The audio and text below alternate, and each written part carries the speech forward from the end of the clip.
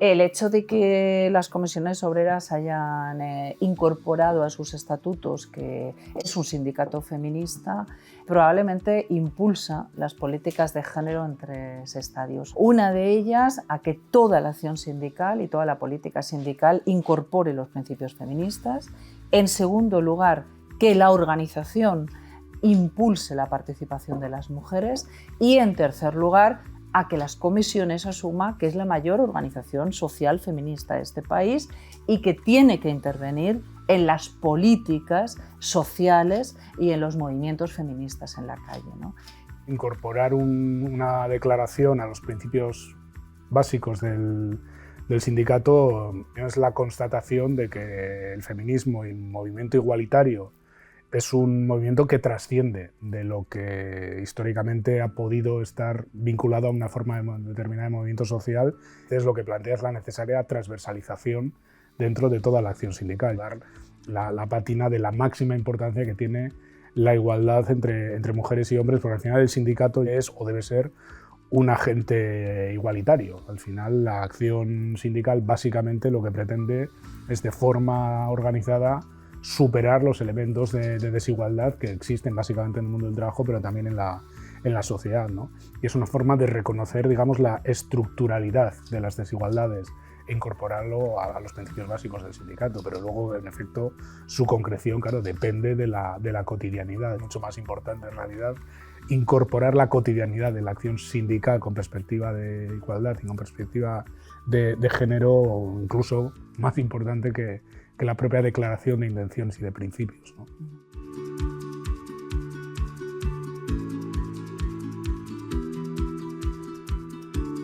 La incorporación de la obligatoriedad de los planes de igualdad yo creo que cualitativamente tiene una importancia enorme, porque sobre todo entronca con lo más principal que tiene la acción sindical, que es que la acción sindical trata de corregir las desigualdades desde la realidad diversa y cotidiana del centro de trabajo y desde la acción colectiva, ¿no?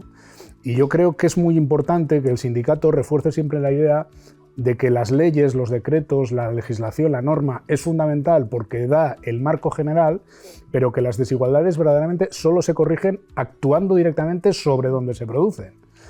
Y el plan de igualdad supone un diagnóstico concreto de cuáles son los motivos que generan desigualdad en los centros de trabajo y el planteamiento de correcciones desde la acción colectiva, ¿no? Es incorporar al núcleo duro de la negociación colectiva la perspectiva de género y de reducción de las desigualdades entre mujeres y hombres. Y el sindicato ahí tiene que poner recursos, inteligencia colectiva, porque hay que ser muy realista con estas cuestiones. La posibilidad de que las empresas se acomoden a hacer los planes de igualdad, como en su día los planes de prevención de riesgos, en una especie de cortar y pegar, sin atender a qué es lo que de verdad genera desigualdad en cada centro de trabajo, es un riesgo que está ahí. Y el sindicato, para intervenir allí donde tiene representación, pero también donde no la tiene que tener trabajadores y trabajadoras cualificadas para poder intervenir ahí, analizar las perspectivas y las desigualdades reales y organizar a la gente en torno a cómo remover esos elementos de desigualdad, ¿no?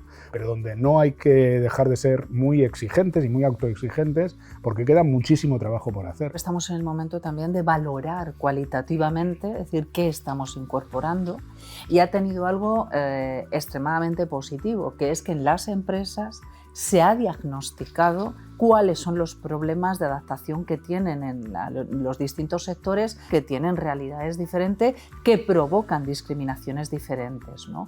Hemos pasado a la ofensiva para proponer soluciones a las discriminaciones que se producen de manera estructural.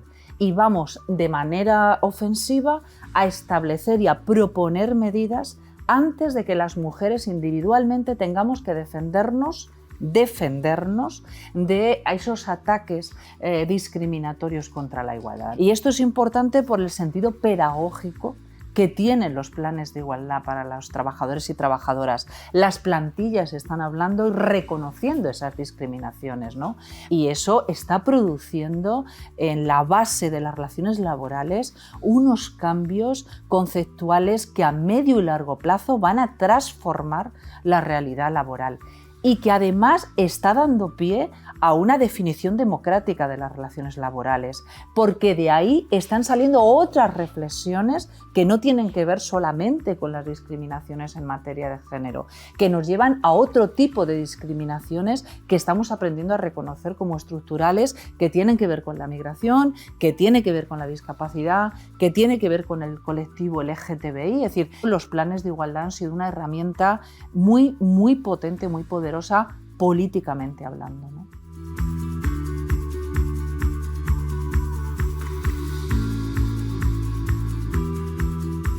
Las cuestiones que tienen por objetivo cambiar las estructuras históricas de reparto de poderes, de reparto de derechos, de reparto de libertades, cuesta cambiarlas, ¿no?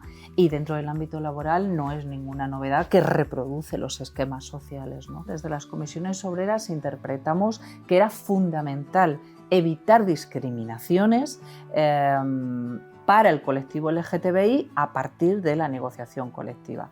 Entre otras cosas porque la negociación colectiva tiene un índice de incidencia y de cobertura absolutamente mayoritario y las medidas que intentan prevenir frente a la LGTBI-fobia no están solo referidas y son aplicables a las personas del colectivo LGTBI, sino a todas la plantilla, obviamente, ¿no? Es verdad que nos queda trabajo, es verdad que hacemos un llamamiento y lo hemos venido haciendo a las patronales para entender que eso hay que incorporarlo también a las estructuras laborales, y tenemos datos realmente escalofriantes, que el 70% del colectivo LGTBI esconde y oculta su identidad en la empresa para efectivamente no sufrir o ser objeto de LGTBI-fobia, ¿no? Creo que la situación de las desigualdades y las discriminaciones de las mujeres dentro del ámbito laboral en realidad creo que tienen poco que ver con la situación de las personas LGTBI dentro del mundo laboral. Por eso creo que las herramientas que hemos negociado para abordar estas dos situaciones de desigualdad y o de discriminación son distintas. Es decir, la discriminación o la desigualdad de la mujer, de las mujeres en el mundo laboral, tienen causas estructurales, armadas en el tiempo, que tienen que ver con la feminización de los cuidados, que tienen que ver con la feminización de algunas actividades profesionales, que tienen que ver con la estructura de los salarios, que tienen que ver con las discontinuidades en las carreras profesionales o que tienen que ver con la parcialidad en la contratación, y tienen que ver con un rol de una condición que es indisimulable de las mujeres cuando van a trabajar, y que son mujeres. El tema de los colectivos LGTBI fundamentalmente es la expresión de una discriminación atávica en la sociedad, que se da en la calle, que se da en el bar y que se puede dar en el centro de trabajo, hasta unos extremos absolutamente asfixiantes, y que llevan a que, por ejemplo, como bien has dicho, muchas de estas personas directamente no manifiestan en modo alguno su condición sexual en el centro de trabajo, entre otras cosas porque no tienen por qué hacerlo, faltaría más. Entonces yo creo que la protocolización de las medidas para evitar cualquier situación de discriminación o de acoso en los centros de trabajo es muy importante, entre otras cosas para visibilizar y normalizar la diversidad afectivo-sexual en la sociedad y en el empleo, en un contexto como es el de la empresa, el del trabajo, que tiene dos características muy particulares. Una, que hay unas relaciones jerárquicas que no existen en la sociedad. En la sociedad todas y todos somos ciudadanos. Todas y todos elegimos por qué calles vamos, más o menos, o dejamos de ir. En el centro de trabajo hay muchas cosas que no puedes elegir porque hay gente que manda y gente que tiene que obedecer. Y en segundo lugar, se producen espacios de convivencia también horizontal, donde la LGTBI-fobia se puede mostrar de una forma muy descarnada y muy jodida, ¿no? Yo recuerdo perfectamente en la fábrica donde yo trabajaba, si se hubiera conocido que una persona es homosexual, una persona /hombre, porque salvo la oficina todos los que trabajamos éramos hombres, esa persona hubiera tenido serios problemas de convivencia dentro de un vestuario. Yo creo que no hay un acoso más potencialmente destructor para una persona que el acoso que se puede dar en un centro de trabajo por la condición afectivo-sexual. Te puede machacar. Yo creo que se ha avanzado mucho, pero yo estoy convencido que seguiría habiendo, claro, te estoy hablando hace 24 años, pero en el contexto de un vestuario donde la gente se ducha, donde la gente, yo creo que seguiría habiendo expresiones homófobas, no me cabe la más mínima duda. Bueno, estamos hablando de la homosexualidad, no te digo ya de una persona transexual, ¿no? Donde evidentemente pues, ahí están los datos de los enormes problemas de inclusión laboral que tienen.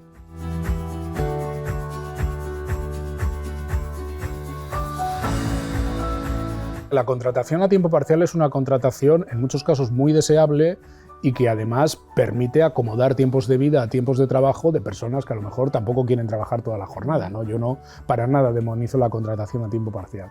Lo que pasa es que las estadísticas nos dicen que el 70 y tantos % de las personas que trabajan a tiempo parcial son mujeres, y esto seguramente ya quiere decir algo, y que la mayor parte del tiempo parcial en España es no deseado. Es decir, que en realidad la gente trabaja a tiempo parcial porque no puede trabajar más horas o no puede trabajar a tiempo completo, ¿no?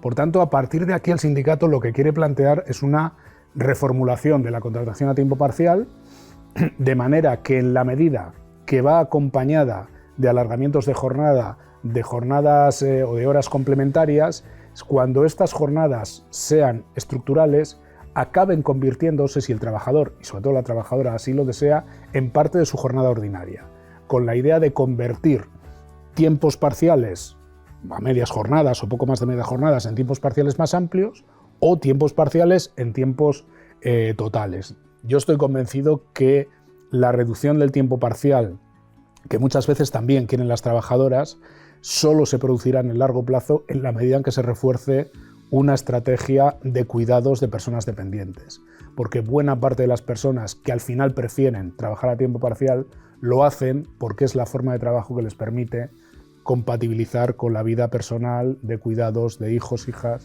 madres, padres y personas dependientes.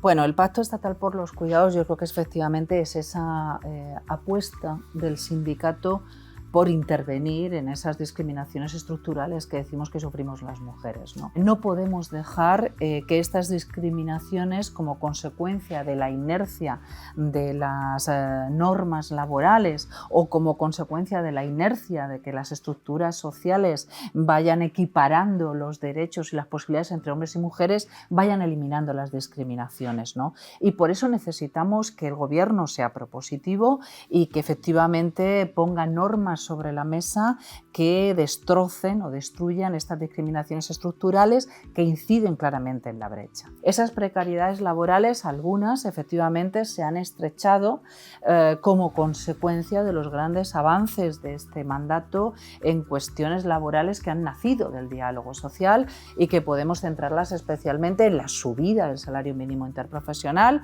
y en que haya caído la reforma laboral del Partido Popular, ¿no? Por tanto, se ha estrechado la brecha a lo largo de estos últimos años como consecuencia de esto, pero ya anunciamos y se lo hemos puesto de manifiesto al Gobierno que la brecha va a dejar de estrecharse y va a dejar de estrecharse como consecuencia de otros condicionantes que no tienen que ver tanto con las normas laborales, sino como otras cuestiones que las mujeres soportamos como consecuencia de la histórica división sexual de los trabajos. Y ahí entra efectivamente el trabajo de cuidados. Las mujeres, como tú bien decías, 7 de cada 10 tenemos tiempo parcial no deseado porque no tenemos tiempo de trabajar a tiempo completo. Y efectivamente, bien decías, el tiempo parcial no tenemos por qué demonizarlo. El problema es cuando ese tiempo parcial se convierte en un trabajo precario porque las mujeres no necesitamos para vivir un tiempo parcial, necesitamos un tiempo completo que no podemos desarrollar porque efectivamente tenemos que cuidar, ¿no? Y ahí es cuando se convierte en un trabajo precario que hace que las mujeres seamos dependientes económicamente.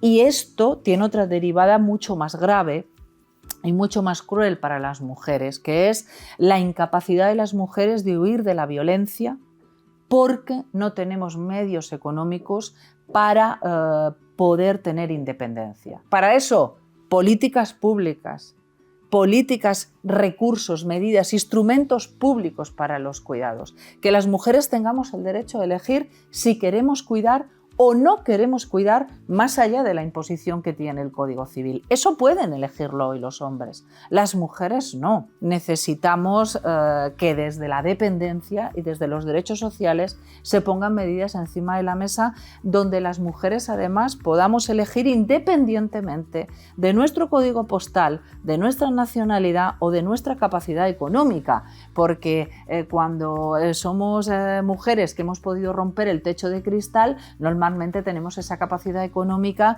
para poder derivar esas responsabilidades de cuidados probablemente a otra mujer, probablemente migrante y que convertimos en precaria, ¿no? Eso no es romper con las estructuras patriarcales, eso es simplemente traspasar, ¿no?, esa incapacidad de poder elegir a mujeres que están en los suelos pegajosos. Hay que abordar el pacto de cuidados y las políticas de cuidados desde la perspectiva de reforzar un estado de bienestar y un pilar fundamental del estado de bienestar a añadir a la sanidad, a la educación o a las pensiones.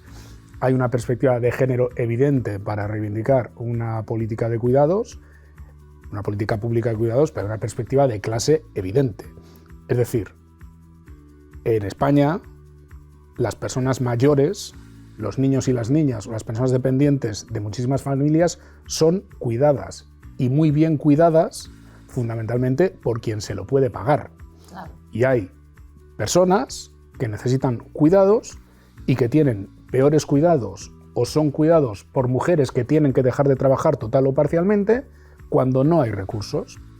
Por tanto, la pregunta es: ¿se va a desmercantilizar los cuidados para incorporarlo como un pilar del estado de bienestar o se va a continuar con un esquema de cuidados vinculados a las mujeres o vinculados a los ámbitos mercantiles, es decir, el que pueda pagárselo se paga los cuidados y el que no, pues lo resuelve en el ámbito privado, en la feminización de los cuidados por la vía de los hechos, lastrando las carreras profesionales de las mujeres?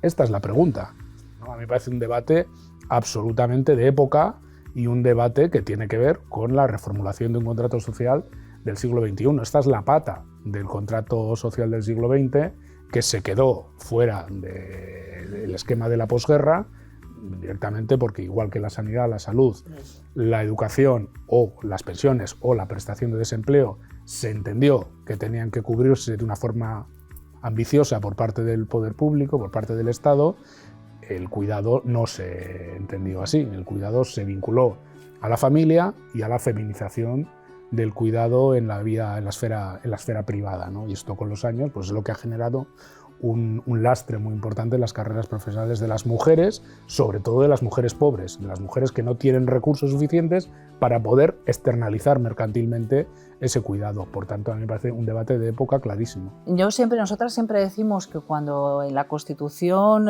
esos padres de la Constitución y las pocas madres que había definieron el Estado social y democrático de derecho, incorporan esos derechos universales de la sanidad y incorporan el derecho a la educación, pero nunca incorporan el derecho de los cuidados porque ya estábamos nosotras, entre otras cosas, para cuidar, ¿no?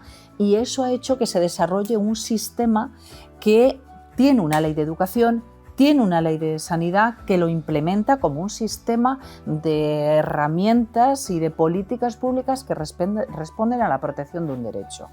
El hecho de que haya una ley del cuidado que no existe en este país, que hemos reclamado en este gobierno, que estaba en el acuerdo y en el pacto de gobierno, una ley de cuidado que defina qué es cuidar, qué es derecho a ser cuidados y cuidadas y sobre todo qué es persona cuidadora, que es muy importante para definir las relaciones laborales de quienes cuidamos, ¿no?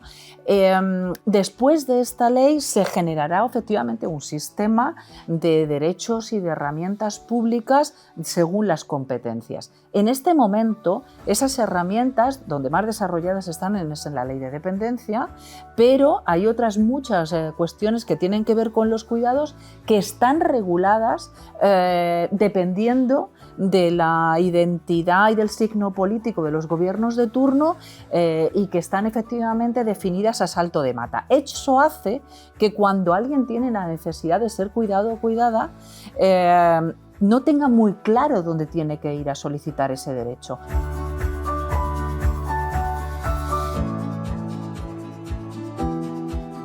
Ha habido varias dinámicas, algunas provocadas por la propia evolución del mercado laboral español y la incorporación de las mujeres a los puestos de trabajo, y otras por las propias decisiones estratégicas que tomó el sindicato a la hora de favorecer la presencia de mujeres en los órganos de dirección, que combinadas ambas han acabado generando, yo creo que elementos muy relevantes, ¿no?, en el terreno de la incorporación de las mujeres a tareas de dirección en el sindicato. Para mí hay un dato que es absolutamente demoledor, ¿no? Yo ya sé que el más llamativo es el número de secretarias generales que tenemos en federaciones e interterritorios, pero ese es un dato que, siendo importante, en mi opinión, palidece frente a otro que prácticamente nadie lo sabe. Es que ahora mismo hay más secretarias de organización mujeres que hombres en el sindicato, ¿no? Sí. Y las secretarias de organización, primero, tienen una dimensión pública mucho menor, con lo cual no se incentiva tanto por la cosa de la imagen hacia afuera, de que sea una mujer la que ocupe una alta responsabilidad, y además obedecen al rol históricamente más masculinizado dentro de una organización, cualquier organización, también una sindical, que es que el tema de la organización está vinculado a valores y a formas de actuar que materializan mejor los hombres, ¿no? Y el hecho de que por la vía de los hechos haya más mujeres, es decir, ha sido absolutamente natural en las secretarias de organización, yo creo que es un síntoma de madurez evidente de la incorporación de las mujeres a las responsabilidades sindicales. Yo creo que es muy importante reivindicar la política de cuotas que se hizo en su día. Esto no hubiera ocurrido si no se hubiera forzado desde la política de cuotas. A partir de ahí, un sindicato de 1 millón de afiliados y afiliadas y de 100 y pico mil delegados y delegadas no es solo órganos de dirección, claro, y a veces el secreto está en la sopa, el secreto está por debajo, ¿no? Yo creo que el gran reto es incorporar a las mujeres también a las actividades de gestión y dirección sindical en los espacios intermedios, ¿no? Y esto a veces es más complicado. ¿Por qué? Porque lo que hablábamos antes, por ejemplo, respecto a la feminización de los cuidados o la derivación de los trabajos domésticos en las mujeres, afecta a la vida laboral, pero afecta a la vida sindical. Por lo tanto, hay que tener también esa perspectiva, ¿no? Es que hay que buscar horarios y formatos amables para la participación de todas las personas, más allá de luego la disposición de tiempo real que tengan, ¿no?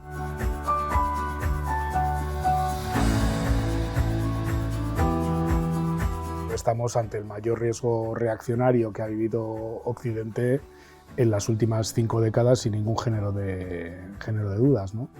Yo creo que se está queriendo instalar una sensación de caos generalizado, una sensación de ocaso civilizatorio, y en el fondo lo que yo creo que subyace detrás de estas realidades y de que este tipo de visiones estén calando incluso en mayorías sociales en países que hasta hace poco pues sería impensable una situación como esta, en gran parte tiene que ver con la falta de certeza en el futuro, con las inseguridades, con la pérdida de expectativas de vida que una parte de la población tiene, con el deterioro también de las condiciones materiales de vida de una parte también de la población, y en esa pugna de cómo reconstruir espacios de seguridad, espacios de certeza, espacios de bienestar, pues se están impulsando los retornos a las viejas jerarquías idílicas expresadas de una forma reaccionaria, que nunca fueron así, que son mentira, que son indeseables,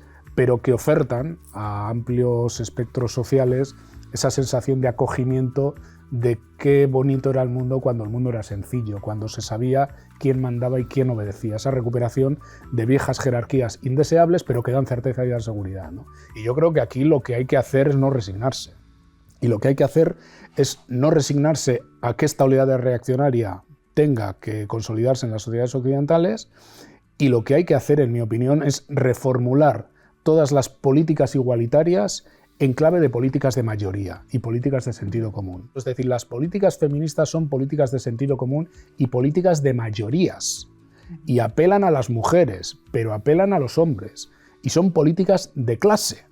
Yo creo que no hay que resignarse a que las políticas igualitarias sean políticas de nicho, sino que hay que tratar de que sean políticas de mayoría. Y yo creo que el sindicato, precisamente, si algo es eso, es una organización de agregación de políticas igualitarias que lo que pretende es dotarlas de cuerpo social, de materialidad en los centros de trabajo y de disputa de los sentidos comunes. Y yo creo que ahí es donde hay que dar la batalla, ¿no? Porque el reaccionarismo precisamente se ha basado en eso, en interpretar los miedos de la contemporaneidad, esta sensación de ocaso que se vive, esta sensación de... Y desde esa perspectiva de que todo va a ser peor, de que todo va a ser más inseguro, de que todo va a ser más incierto, ofertar viejos esquemas. Es verdaderamente paradójico que un señor como Donald Trump, donde ninguna persona medianamente sensata dejaría a ningún familiar, sobre todo si es mujer, 10 minutos a solas en una habitación, le voten. Claro, es una paradoja que hay que pensarse. Una persona que es repulsiva en todos sus términos, intelectuales y en todos sus términos, pero que ha sido capaz de concitar en torno a sí una idea de masculinidad, una idea de poder, una idea de potencia que interpreta un miedo en parte de las sociedades norteamericanas, muchas de las más depauperadas, por ejemplo los sectores industriales depauperados en los cinturones postindustriales, en el que durante décadas se ha impulsado, digamos, la sensación de invulnerabilidad de las sociedades occidentales. Yo creo que esto ha cambiado de la pandemia aquí, hay una sensación de creciente vulnerabilidad en las sociedades y ha calado también la idea de que hay límites.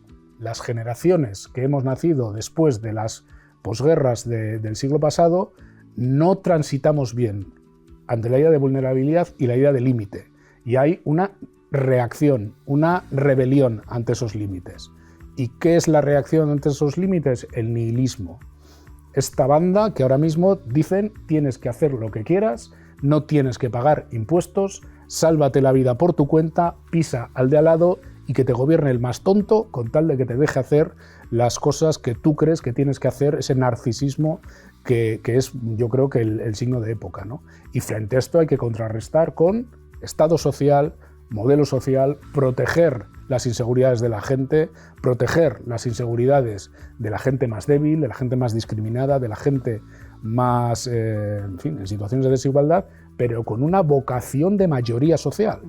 Las políticas de mayorías, esas políticas que tienen que ver con, que dices que tiene que ver con el que el feminismo, que los derechos sociales, que los derechos democráticos entren en la sociedad, por contraposición desde la derecha, la ultraderecha y algunos movimientos internacionales, lo que están provocando es que la política de mayoría sea el poder de la violencia. Lo que tenemos que tratar de evitar es que esa violencia llegue y entre en las instituciones, y en España, efectivamente, como decías, corremos un serio riesgo de involución si esos grupos, y la derecha y la ultraderecha, entran en el gobierno, ¿no? Por eso desde aquí, desde las comisiones obreras, desde luego estamos reclamando que el gobierno, este gobierno progresista, tiene que ser valiente, tiene que actuar a la ofensiva, protegiendo algunos derechos legalmente que pueden, si llegan a gobernar, no están tan solidificados dentro de la sociedad. Me estamos refiriendo, por ejemplo, al derecho al aborto. Estamos exigiendo al gobierno que se hable políticamente, que dé pasos para que el derecho al aborto esté garantizado constitucionalmente. No hace mucho estuvieron reunidos esa horda internacional del control de los cuerpos de las mujeres en el Senado, por ejemplo, para hablar de la prohibición, del entorpecimiento de la interrupción voluntaria del embarazo. Pero hay muchas más cosas que tienen que ver con esa fuerza de la violencia, ¿no? Tenemos miedo de que las leyes de violencia contra la violencia machista se interpreten como no necesarias, precisamente para que la violencia que el patriarcado ejerce sobre nosotras campe a sus anchas y no tenga ningún límite, ¿no? Por tanto, lo que necesitamos es una transformación colectiva y una defensa frente a la violencia sexual o de otro tipo que venga desde lo colectivo, que venga del feminismo y que termina recayendo efectivamente en el desarrollo de leyes que nos amparen.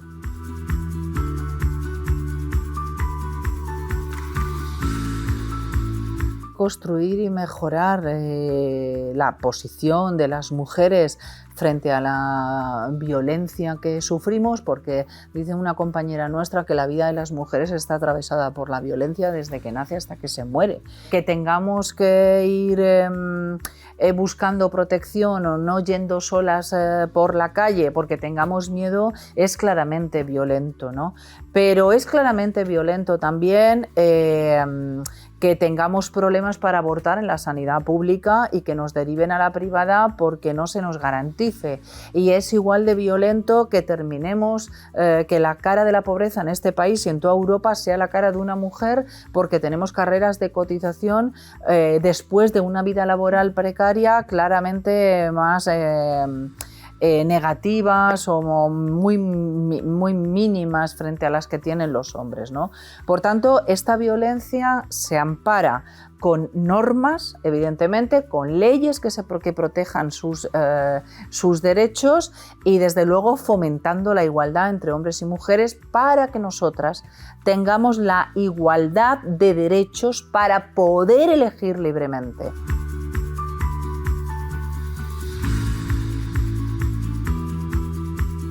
Que el sindicato es el gran espacio de seguridad que tiene la clase trabajadora en España. Las relaciones laborales, el cuadro de derechos y las garantías de la gente trabajadora estarán en función de los niveles de sindicalización que seamos capaces de lograr en el marco de las empresas, de los centros de trabajo y de la sociedad. Yo creo que sobre eso tiene que pivotar todo lo demás. Luego introduciremos los elementos de contrato social frente a sociedad salvaje, frente a ley de la selva, pero tiene que haber dos principios básicos. El sindicato tiene que ofertar espacios de certeza y de seguridad a la gente trabajadora. Hay que ofertar espacios alternativos, contrato social, derechos laborales, igualdad entre las personas, fraternidad, organización colectiva, y el sindicato es el gran espacio de seguridad de la gente trabajadora. Ese tiene que ser el mensaje central. Y el segundo, nosotros no somos una entidad que baja de Marte para entrar a un centro de trabajo y resolver los problemas a la gente. Nosotros somos una herramienta de autoorganización de la clase trabajadora en los centros de trabajo. Y va a haber una diferencia sustancial en las condiciones laborales y en los derechos sociales de las personas allí donde estén organizadas respecto allí donde no haya ningún tipo de organización.